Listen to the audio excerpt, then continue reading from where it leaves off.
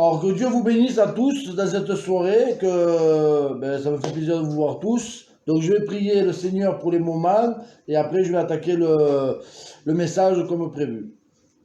Seigneur Père, je te rends gloire et grâce, merci Père éternel de bénir ces moments, que tu puisses toucher des cœurs, que tu puisses transformer des vies, Seigneur, que tu puisses diriger toutes choses par ton Saint-Esprit, que tu puisses prendre possession de toutes choses, Seigneur, par ton Saint-Esprit, que tu puisses mettre tes mots dans ma bouche, que la chair se taise et que l'Esprit parle, et que tu puisses, Père éternel, ouvrir les oreilles spirituelles et le cœur des gens, Seigneur, qui puissent entendre ce message et être convertis par ce message, être touchés par ce message, qui puissent comprendre de leur cœur, que tu puisses les sauver, que tu puisses en récolter toute la gloire. Au nom du Seigneur Jésus, je te demande, je te dis merci et je te dis que toute la gloire te revienne, Père éternel. Amen. Que Dieu vous bénisse dans cette soirée. Donc, le thème du message, c'est l'accomplissement de la loi par la foi. Alors ça ne va pas être compliqué, vous allez voir, c'est simple. Il faut juste suivre les évangiles, c'est écrit dedans. Nous allons prendre de suite une lecture dans Matthieu au chapitre 5 et chapitre 17. Alors il est dit comme ceci, c'est Jésus qui parle: ne pensez pas que je sois venu abolir la loi ou les prophètes. Je suis venu non pour abolir, mais pour accomplir. Et au verset 18, il dit: en vérité, je vous le dis, jusqu'à ce que le ciel et la terre passent, pas un seul iota, pas un seul trait de la lettre de la loi ne passera jusqu'à ce que tout soit arrivé. Donc on voit bien que Jésus n'est pas venu abolir la loi, mais il est venu l'accomplir. Et la terre, le ciel passera, mais la loi, il n'y a pas un seul iota qui bougera. Et bien sûr, tous ceux qui disent qu'on n'est plus sous la loi, que par grâce on peut faire ce qu'on veut, qu'on est pardonné, ben moi je vous dis, c'est faux, parce que nous sommes toujours par la loi, sous la loi, mais par la foi. Il faut savoir que la loi, il fallait accomplir l'acte pour pécher, or qu'avec la foi, juste le penser, nous avons déjà péché. Maintenant, on va continuer parce que il explique bien ce qui se passe dans la foi de l'ancien temps, dans la loi de l'ancien temps et la foi. Donc, on va prendre le verset 21-22. Il dit, c'est toujours Jésus qui parle: vous avez entendu qu'il a été dit aux anciens, tu ne commettras pas de meurtre. Celui qui commet un meurtre sera passible de jugement. Mais moi, je vous le dis, quiconque se met en colère contre son frère sera passible de jugement. Celui qui dira à son frère Raka sera justiciable du Sanhédrin. Celui qui lui dira insensé sera passible de la géhenne du feu. Donc on voit bien qu'avant, un meurtrier était passible de meurtre. Maintenant, juste dire Raka ou dire qu'il était insensé, nous sommes condamnables. Ensuite, nous allons prendre versets 27 et 28. Il dit toujours: vous avez entendu qu'il a été dit, tu ne commettras pas d'adultère. Mais moi je vous le dis, quiconque regarde une femme pour la convoiter a déjà commis l'adultère avec elle dans son cœur. Donc nous voyons bien que juste le penser, nous avons déjà commis le péché. Donc la loi, à l'époque, il fallait faire l'acte, mais maintenant juste le penser, nous avons commis le péché. Nous continuons dans le verset 33 jusqu'à 37. Vous avez encore entendu qu'il a été dit aux anciens, tu ne parjureras pas, mais tu t'acquitteras envers le Seigneur de tes serments. Mais moi, je vous le dis, de ne pas jurer ni par le ciel, parce que c'est le trône de Dieu, ni par la terre, parce que c'est son marchepied, ni par Jérusalem, parce que c'est la ville du grand roi. Ne jure pas non plus par ta tête, car tu ne peux rendre blanc ou noir un seul cheveu. Que votre parole soit oui, oui, non, non. Ce qu'on y ajoute vient du malin. Et oui, il ne faut jamais jurer ni par le ciel, parce qu'on entend souvent dire « je te jure devant Dieu, je te jure devant Dieu ». Et ça, c'est pas bon. Que ton oui soit un oui, que ton non soit un non. Il vaut mieux dire « Dieu m'en est témoin » que dire « je te jure devant Dieu », parce que en jurant, nous sommes passibles de jugement. Nous prenons maintenant au verset 38 et 39. Vous avez entendu qu'il a été dit œil pour œil, dent pour dent. Mais moi je vous le dis de ne pas résister aux méchants. Si quelqu'un te frappe sur la joue droite, tends lui aussi l'autre. Donc avant, on pouvait rendre, si on te crevait un œil, tu pouvais crever l'œil. Si on t'arrachait une dent, si tu perdais une dent en te battant, tu pouvais lui arracher une dent. Et si vous continuez dans Lévitique, il est écrit que vie pour vie. Donc si on enlevait une vie, ben on pouvait te réclamer ta vie. Or que maintenant, si on te tape sur la joue droite, tends la joue gauche. Donc maintenant, on va passer au 43 jusqu'au 45. Vous avez entendu qu'il a été dit, tu aimeras ton prochain et tu haïras ton ennemi. Mais moi je vous le dis, aimez vos ennemis, bénissez ceux qui vous maudissent, faites du bien à ceux qui vous haïssent et priez pour ceux qui vous maltraitent et qui vous persécutent. Alors vous serez fils de votre Père qui est dans les cieux, car il fait lever son soleil sur les méchants et sur les bons. Il fait pleuvoir sur les justes et sur les injustes. Et oui, que tu sois méchant ou juste, la pluie tombe sur les deux. Et bien sûr, le soleil se lève pour les méchants et pour les justes aussi. Donc on voit bien que avec la foi, juste penser, juste dire c'est comme cela, eh bien, tu penses à commenter la femme de ton prochain, tu penses à tuer ton prochain, tu as déjà commis le péché. Donc on dit bien que il ne faut pas penser à faire du mal à son prochain ou penser à convoiter quelque chose qui est à son prochain. C'est pour ça que Jésus, quand il est venu, il a donné ces deux commandements. Tu aimeras ton Dieu de toute ton âme, toutes tes forces, toutes tes pensées, et tu aimeras ton prochain comme toi-même. Et de ces deux commandements découlent la loi et les prophètes. Parce que si tu aimes ton prochain, tu ne penseras pas vouloir lui faire du mal, tu ne penseras pas le voler, tu ne penseras pas convoiter sa femme. Et bien sûr, si tu aimes ton Dieu en priorité, et c'est ce qu'il faut faire, tu ne prendras pas son nom en vain, tu respecteras ses commandements, tu ne feras pas de statue ou d'idolâtrie à côté, tu ne te prosterneras pas devant d'autres dieux, et surtout, tu respecteras ses saints sabbats. Alors, dans Matthieu 23, 1 à 3, il est dit, alors Jésus s'adressa aux foules et à ses disciples et dit, les scribes et les pharisiens sont assis dans la chair de Moïse. Faites donc et observez tout ce qu'ils vous diront, mais n'agissez pas selon leurs œuvres, car ils disent mais ils ne le font pas. Parce que malheureusement, à l'ancienne époque, les pharisiens faisaient respecter la loi aux judaïques, puisqu'ils vivaient selon les lois de Moïse. Ils respectaient les lois, ils faisaient respecter les lois, mais eux ne la respectaient pas. C'est comme actuellement, quand vous voyez des pasteurs qui vous disent il ne faut pas faire ceci, il ne faut pas faire cela, et qu'à l'arrivée, eh ben, eux le font, mais ils vous interdisent. Et s'ils vous interdisent et que vous les voyez faire, eh ben, ils ne sont pas irréprochables et ils ne sont pas en conformité avec la parole. Il faut savoir qu'un serviteur de Dieu, avant d'être serviteur de Dieu, il doit être déjà appelé par Dieu et surtout il doit être irréprochable devant Dieu et il doit avoir mis la parole en application à 100% de la Genèse à Apocalypse.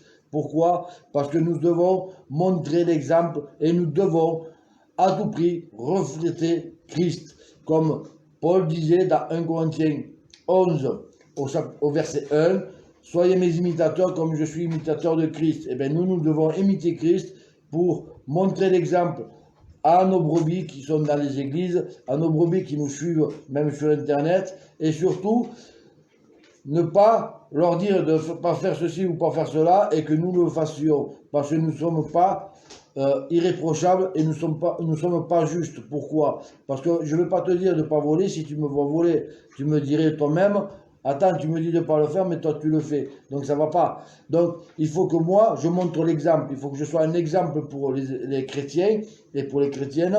Et surtout, il faut que je sois irréprochable et que je sois juste devant Dieu. Alors après, il est dit dans Jean 14, au verset 15 et 16, « Si vous m'aimez, vous garderez mes commandements, et moi je prierai le Père, et il vous donnera un autre consolateur qui soit éternellement avec vous. » Et oui, parce que Jésus est remonté auprès du Père. Il est remonté auprès du Père, il est à sa droite, il est assis à sa droite. Et il nous a envoyé le consolateur qui est le Saint-Esprit. Et bien sûr, si tu gardes les commandements de Dieu qui sont écrits dans la parole et que tu les mets en pratique, Jésus intercédera auprès du Père pour que tu reçoives le Saint-Esprit et qu'il soit avec toi jusqu'à la fin éternellement. À la fin du monde et éternellement. Pourquoi? Parce que Dieu a donné à Moïse au mont Horeb, donc au mont Sinaï, les 10 commandements sur les tablettes. Après, dans Lévitique et Deutéronome, il développe les lois. C'est pour ça qu'il a dit qu'il fallait des sacrifices pour les péchés, des sacrifices de communion, des sacrifices de culpabilité, qu'il fallait aussi faire ceci comme cela, faire comme ceci et comme cela. Pourquoi? Parce qu'il a développé ces 10 commandements. Mais Jésus, quand il est venu sur terre, il nous a donné la simplification de tous les commandements. Avec les 2 commandements que je vous ai dit précédemment, que tu aimeras ton Père de toute ton âme, toute ton force et toute ta pensée, et ton frère comme toi-même. Ce sont les simplifications des 10 commandements. Si tu mets ces 2 commandements en application, tu accomplis la loi. Puisque Paul dit, puisque tu aimeras ton prochain comme toi-même, tu accomplis la loi. Donc, sachez que nous serons tous jugés sur les 10 commandements de Dieu. C'est vrai que quand Jésus est venu, on dit qu'on ne fait plus de sacrifices, et il a aboli la loi. Non, il n'a pas aboli la loi, comme on l'a lu, il a accompli la loi. Il n'est pas venu pour l'abolir, mais l'accomplir, parce qu'aucun homme ne pouvait l'accomplir. Mais par contre, les sacrifices d'animaux ont été enlevés. Pourquoi? Parce qu'un seul sacrifice qui est Jésus-Christ, qui s'est donné à la croix pour nos fautes et nos péchés, nous purifie de tout péché par son sang. Et il y a fallu qu'un seul sacrifice éternellement, puisqu'il est éternel, pour qu'il puisse ôter le péché du monde. Et si quand tu te repens, il t'enlève le péché, il te pardonne tes péchés, il te purifie de tout péché par son sang. Et tu n'as pas besoin de tuer un animal pour couvrir le péché comme à l'époque. Et il y a d'autres choses qui ont été modifiées, mais il faut savoir que sur les 10 commandements, rien n'a été modifié. Et si tu transgresses un seul commandement, tu transgresses toute la loi. Ensuite, dans Jean 16, au verset 13, il est dit, quand il sera venu, lui, l'Esprit de vérité, l'Esprit Saint, c'est l'Esprit de vérité, il vous conduira dans toute la vérité, car ses paroles ne viennent pas de lui-même, mais il parlera de tout ce qu'il aura entendu et vous annoncera les choses à venir. Pourquoi? Parce que l'Esprit Saint, c'est l'Esprit de Dieu. Et comme je vous ai expliqué la dernière fois, dans les manifestations de l'Esprit, moi j'appelle ça plutôt les compositions de l'Esprit. Il y a les 7 esprits, l'Esprit de l'Éternel, connaissance, d'intelligence, de sagesse, de crainte de l'Éternel. Enfin, il y a 7 esprits. Et ces 7 esprits, on les retrouve aussi dans Apocalypse, parce qu'il y a les 7 chandeliers et les 7 esprits de Dieu. Et c'est cet esprit-là, c'est cet esprit-là que nous recevons par le Saint-Esprit. C'est pour ça que je dis que le Saint-Esprit, il a une composition de 7 esprits. Ensuite, il nous conduira dans la vérité. Pourquoi? Parce que Dieu n'est pas un menteur, Dieu ne ment pas, et il nous conduit dans toute la vérité. Et il te poussera à dire la vérité, parce que le jour que tu mentiras, le Saint-Esprit te reprendra et te fera culpabiliser jusqu'à ce que tu aies dit la vérité. Mais maintenant, comme j'ai dit la dernière fois, il ne faut pas attrister le Saint-Esprit, parce que tu peux l'attrister, et là, il faut te repentir pour que lui, justement, il puisse agir et te faire marcher selon la vérité. Et il te fera et t'annoncera les choses à venir, parce que lui seul peut avec la sensibilité que tu auras pour le Saint-Esprit, lui seul pourra te conduire dans les choses à venir. Moi, j'ai eu l'expérience, il y a des fois, j'ai envie d'aller quelque part, et en esprit, on me dit non, va ailleurs. Eh bien, je vais ailleurs, et j'ai été béni plus d'une fois, et gloire à Dieu. Donc, c'est l'Esprit Saint, il faut être sensible au Saint-Esprit. Dans Matthieu 9, 16, 17, alors on va le lire, il est dit, 16, 17, personne ne met une pièce de drap neuf à un vieux vêtement, car le morceau tire sur le vêtement et il en résulte une déchirure pire. On ne met pas non plus du vin nouveau dans les vieilles outres, autrement les outres se rompent, le vin se répand et les outres sont perdues, mais on met le vin nouveau dans les outres neuves et l'ensemble se conserve. Et il y a un autre verset que je vais lire, c'est dans Jean 12, au verset 24 et 25. En vérité, je vous le dis, si le grain de blé ne tombe en terre et ne meurt, il reste seul, mais s'il meurt, il porte beaucoup de fruits. Celui qui aime sa vie la perdra, et celui qui a de la haine pour la vie dans ce monde la conservera pour la vie éternelle. Alors ces quatre versets veulent dire la même chose, mais j'avais pris les quatre pour justement justifier. Pourquoi il parle du grain de blé? Parce que le grain de blé, il faut savoir que quand tu sèmes un grain de blé, il faut que le grain de blé meure pour qu'il puisse germer et faire un pied de blé et porter du fruit. Et nous sommes appelés à porter du bon fruit. Et quand tu es né de nouveau, tu dois mourir, ta chair, ton vieil homme doit mourir pour que tu puisses porter du bon fruit. Pourquoi? Parce qu'il est dit dans la parole, celui qui veut me suivre, qui se renie lui-même et qui me suive.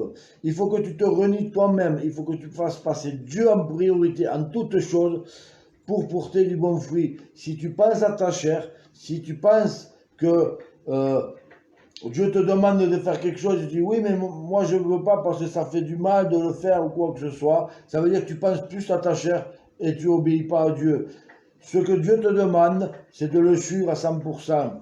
Et bien sûr, il faut que ton être intérieur, ton vieux homme, ta chair, il faut qu'elle meure. Et pour la faire mourir, eh ben, c'est en écoutant Dieu, en marchant comme lui te dit de marcher, par ses commandements et en toutes choses, de A jusqu'à Z.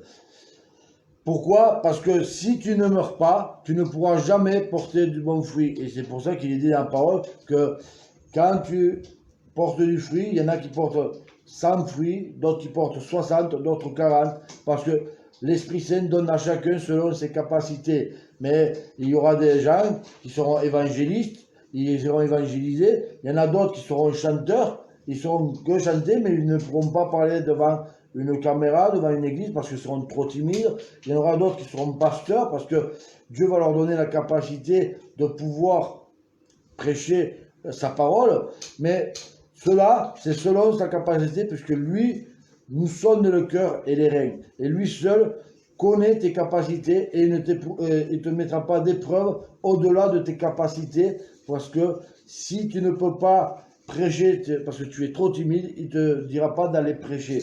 Par contre, si tu es capable d'aller démarcher dans les rues, il te dira, va évangéliser. Voilà, ça c'est Dieu qui choisit et qui dirige ses ministères, qui dirige les chrétiens comme lui le veut, par son Saint-Esprit. C'est pour ça que l'Esprit, il en accueille, mais qui donne les dons comme il le veut. Il distribue les dons comme il le veut.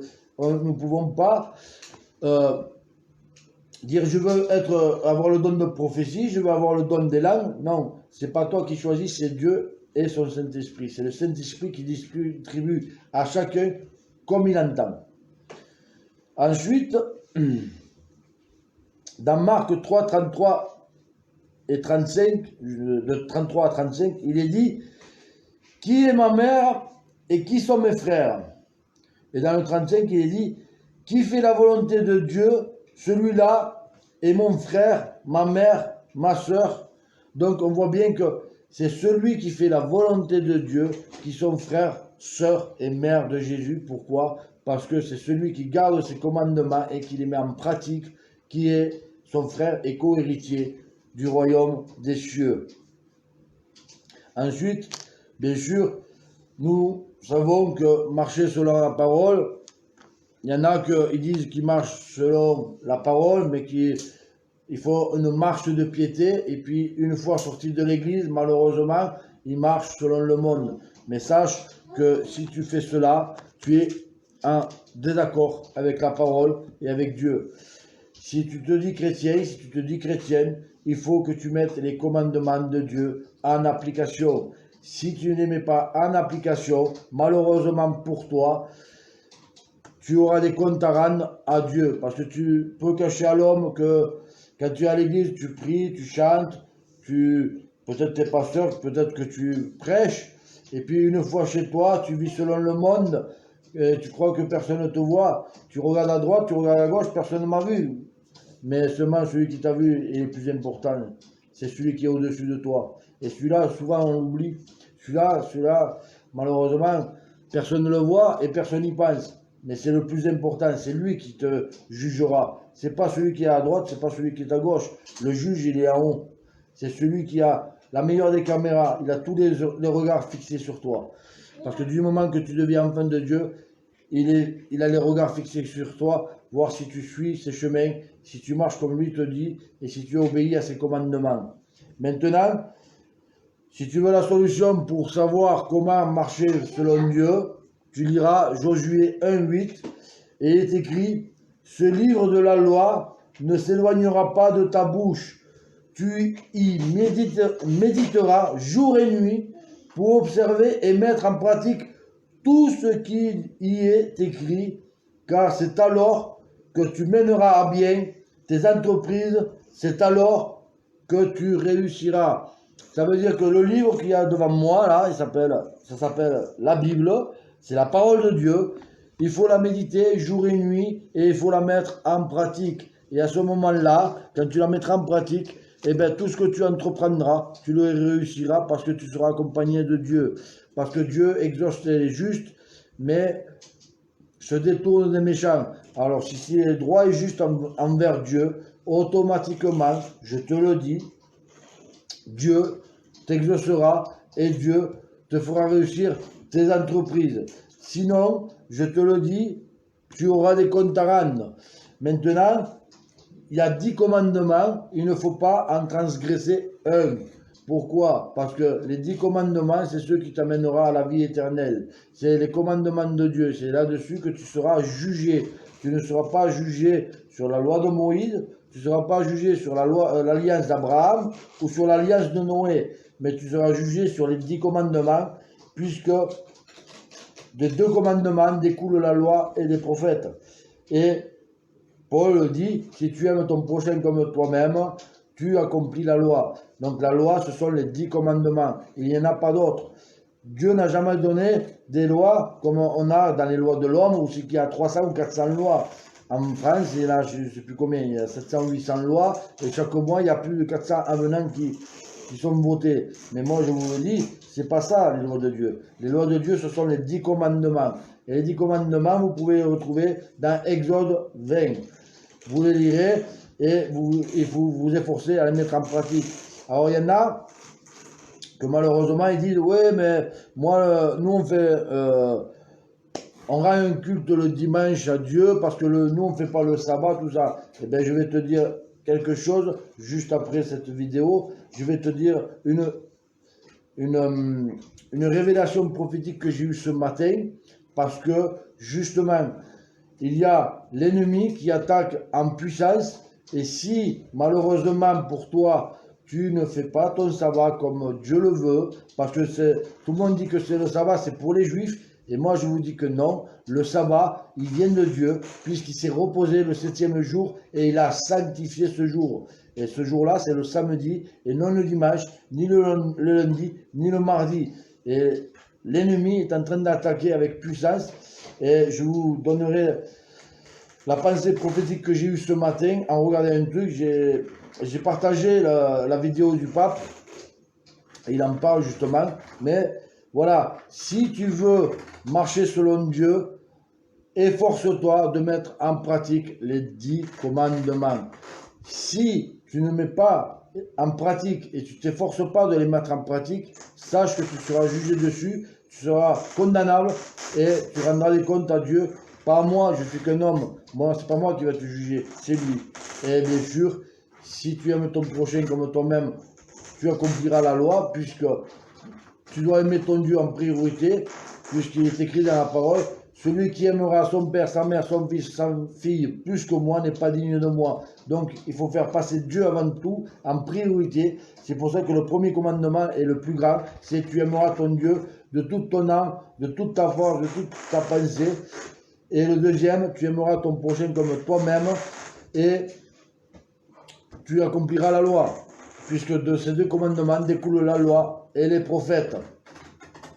Maintenant, pour ce qui est de la pensée prophétique que j'ai eue ce matin, j'ai vu ce matin sur Internet que le pape avait dit que le 7e jour, c'était le samedi, que les Juifs respectaient ce saint sabbat et qu'il allait le mettre en place. Pourquoi? Parce que à l'époque, dans 1500 et poussière, les catholiques avaient détourné le sabbat et ils avaient dit qu'il fallait glorifier Dieu le dimanche et que celui qui le glorifiait le samedi était passible de mort.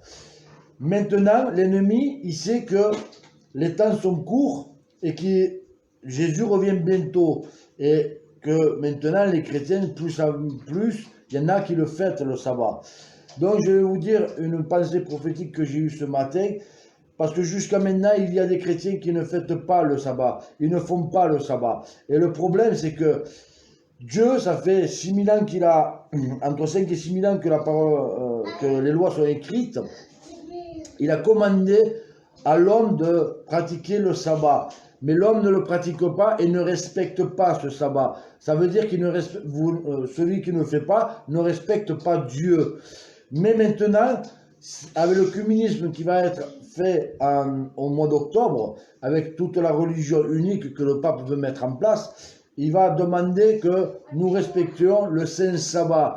Et si maintenant les lois gouvernementales disent qu'au lieu du dimanche, le repos dominical, il le passe le samedi, ça veut dire que vous qui n'avez pas respecté le commandement de Dieu, vous êtes en faux par rapport au commandement, mais si le pape ordonne de respecter le samedi, le saint sabbat, et que les hommes les lois de l'homme font que le repos n'est plus le dimanche, mais le samedi, ça veut dire que vous ne respectez pas les commandements de Dieu, mais vous respectez les commandements de l'homme. Et le diable, qui est l'accusateur auprès du Père jour et nuit, pourra vous accuser de ne pas avoir respecté les commandements de Dieu, mais d'avoir écouté l'homme. Et dans Jérémie 17, 5, il est dit « Maudit soit l'homme qui se confie en l'homme ». Et dans Jérémie 17, 7, il est dit « Béni soit l'homme qui se confie en l'Éternel ». Donc je vous le dis, frères, sœurs, amis de Dieu, faites vos sabbats avant qu'il ne soit trop tard, parce qu'une fois que le pape aura mis l'œcuménisme, une fois qu'il aura mis le saint sabbat obligatoire, ça sera plus Dieu, il se prend pour Dieu sur terre, et ce sera plus Dieu que vous aurez respecté, ce sera l'homme. Et Dieu pourra vous demander des comptes être confié et avoir écouté un homme au lieu de ses commandements à lui. Le sabbat est très, très important. Dieu s'est reposé le 7e jour, il a sanctifié ce jour-là. Ça fait 6000 ans qu'il a donné aux Juifs. Et nous, ça fait 2000 ans que nous devons respecter les commandements de Dieu. Et si tu transgresses un commandement, tu transgresses les 10.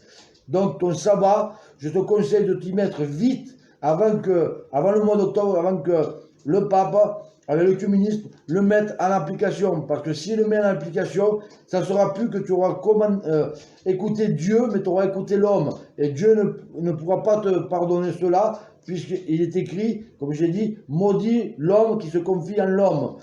Mais alors, moi je te le conseille de faire comme dans Jérémie 17, 7, béni soit l'homme qui se confie en l'Éternel. confie-toi dans les commandements de Dieu et mets ces commandements en application.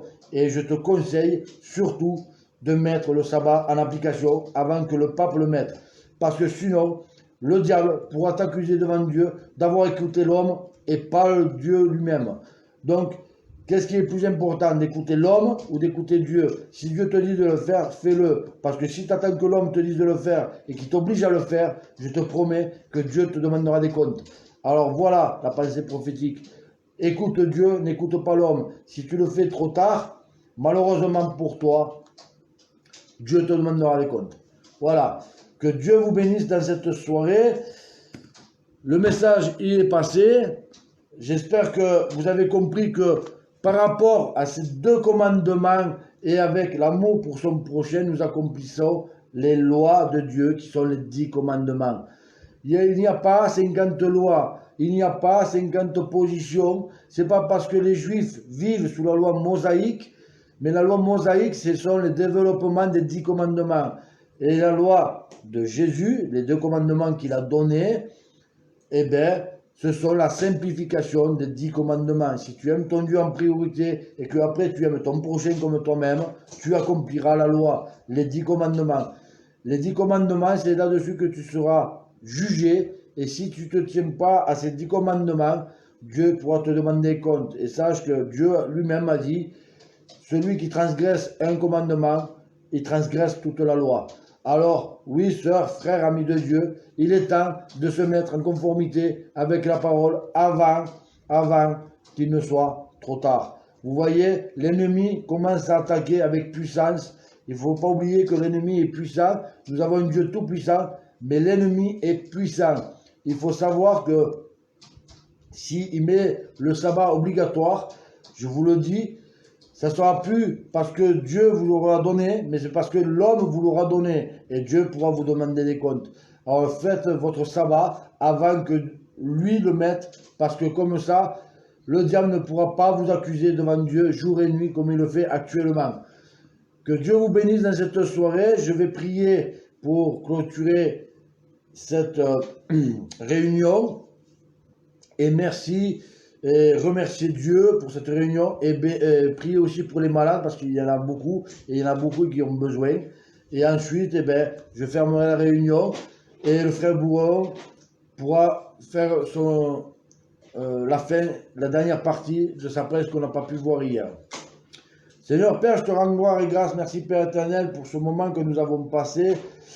Que tu puisses maintenant agir dans le cœur profondément et abondamment, malgré que par mes mots, peut-être mal dit, mal compris, mais je sais que la parole ne revient pas à toi sans avoir fait son effet, et je sais que tu vas toucher, que tu vas façonner, que tu vas transformer des vies, Seigneur. Alors oui, je te remercie pour cela, Seigneur. Merci aussi, Seigneur, de poser tes mains puissantes sur les malades, sur les gens qui sont tracassés dans cette vie, Seigneur, qui sont angoissés, stressés, qui ont besoin de toi, que tu puisses poser tes mains puissantes et par ta grâce leur donner la guérison, l'apaisement, le soulagement, Seigneur, et toutes choses qui te demandent, Seigneur, par grâce, et que tu puisses leur accorder et que tu puisses, Père éternel, en récolter toute la gloire. Au nom du Seigneur Jésus, je te dis merci, et à toi la gloire et la victoire pour l'éternité, Père. Amen. Donc voilà, j'espère que vous avez été bénis, j'espère que le message, vous l'avez compris. Je sais que des fois, malheureusement, ma compréhension, mon langage, ça peut être un peu difficile, mais je sais aussi que Dieu est tout puissant et rien n'est impossible à Dieu, malgré mon apport peut-être mal dit, mal compris. Dieu agira dans vos cœurs, il n'y a pas de souci, j'ai fait confiance au Seigneur. Que Dieu vous bénisse, sœurs, frères, amis de Dieu. Je vous dis... demain c'est Samuel normalement, et moi je vous dis après-demain. Donc après-demain, j'apporterai le conseil. Demain c'est le frère Samuel à 22h. Et bien sûr, que Dieu vous bénisse dans ces journées qui vont passer, dans cette nuit qui va arriver, qui vous protège. Et je vous dis à bientôt, sœurs, frères, amis de Dieu. Que Dieu vous bénisse et à bientôt.